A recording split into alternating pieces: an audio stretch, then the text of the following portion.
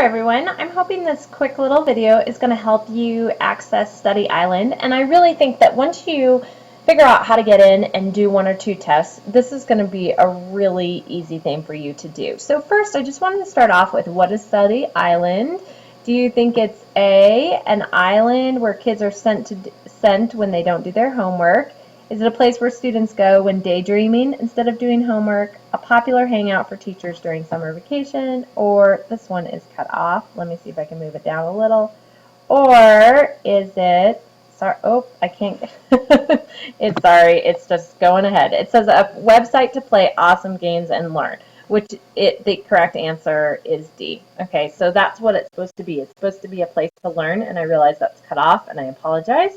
So we're just going to move right on. So what is Study Island? Basically, it's lessons and practice games for you to really master the content and be prepared to also take state testing. And so that's where it aligns. And so obviously this is an example for math where it's focusing on place value. It's going to be the exact same for English. So it's going to focus on things like textual evidence and theme and characters and plot, stuff that you already know. So it should be pretty easy for you. It is all of the tests inside of Study Island are closely aligned to standardized tests. So what those are for you are TCAP if you're a junior or a freshman or a sophomore, and ACT if you're a junior. So, and if you're a senior, unfortunately, you're going to be taking Study Island just simply because you're taking a sophomore level English class. And so because it's part of our content as a sophomore English class, that's why you need to be taking it. So why do you need to take it? Because of TCAP and ACT, and then I just explained why seniors would be taking it. So basically what's going to happen is for every topic, this is going to be really key right here. See how it says 10 questions? When you get in, you actually get to choose how many questions to do, and you do not want to do more and you do not want to do less. Like 10 is your magic number. So you always want to set it for 2. And then basically, once you answer those 10 questions, if you get 70% right here, 70% is the passing goal, you're going to all of a sudden see a red palm tree, which is called your passport, and it basically means you pass. Now, if you take the test and you do not see the red palm tree, it is because you did not pass, so you're going to have to do it again. Okay? So how do you get to the island? I'm going to actually show you how to log in. So what's going to happen is you are going to go to studyisland.com, and once you get there, you're going to enter your username and your password. And remember, your very first assignment, you were supposed to tell me what your username and password was. So you can go back to that assignment, or you can click on the Start Here unit, and under Study Island, there's a little document that says, help, I don't know my username or I don't know my ID. So you can click on there and get that information. Okay? So your username is going to be your student ID and password, and your password, let me see if I can move this down, is going to be ISCO, so ISCO. Okay? Once you put on that, this screen's going to come up with this girl studying on the road, I guess, and you're going to click My Classes right here. From there, you're going to see things that look like this in gray. Totally ignore the dates, okay? The dates, just ignore them. And so you're going to see things that are going to say, right now they're going to say like 10A, 10A custom reading, and you've already done that.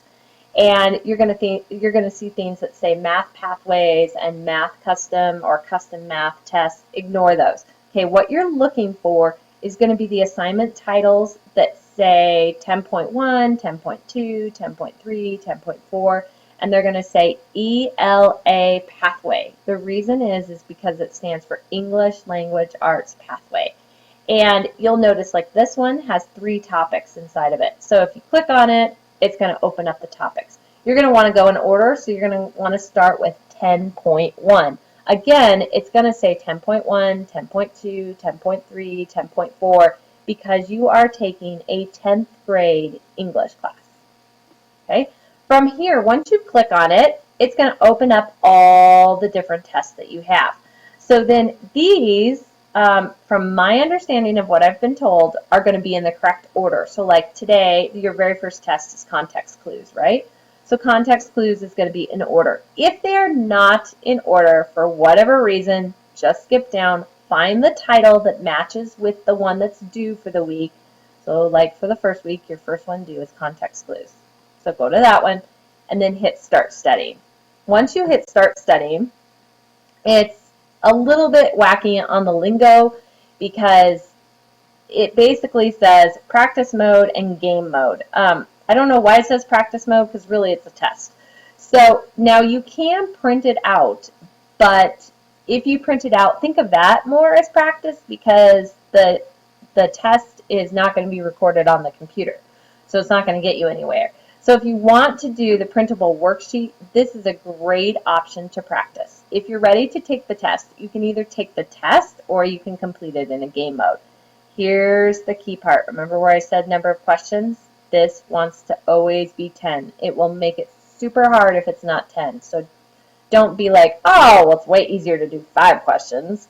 It's way harder to get 70% out of 5 questions than it is to get 70% out of 10 questions because you can miss 3 questions if you've got 10. Make sure you set it for 10, okay? From here, there's my little always choose 10, okay? And then you're gonna, here's the test practice or game mode, okay? And then you're gonna click next.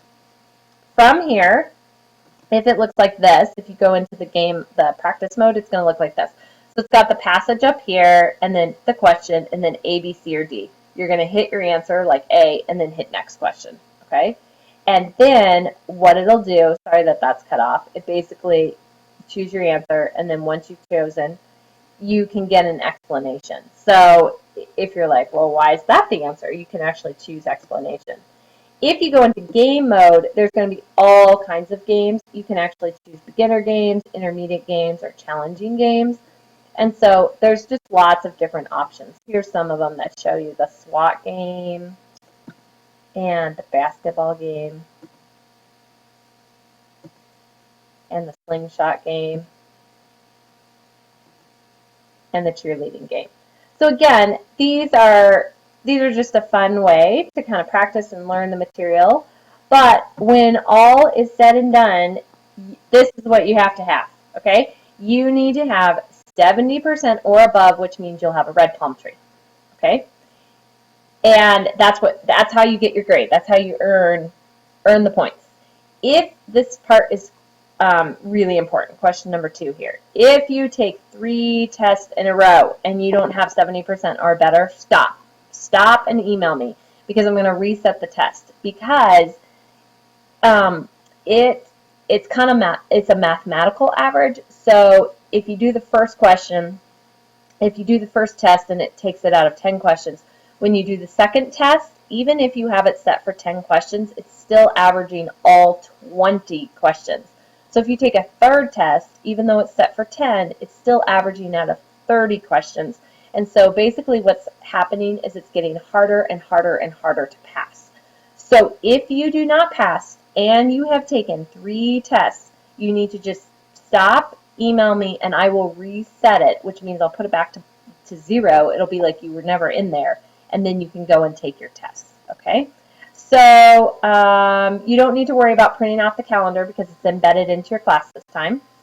I am going to show you one other thing, okay? If you are a junior or a senior, yours is going to look slightly different. So this is what it would look like.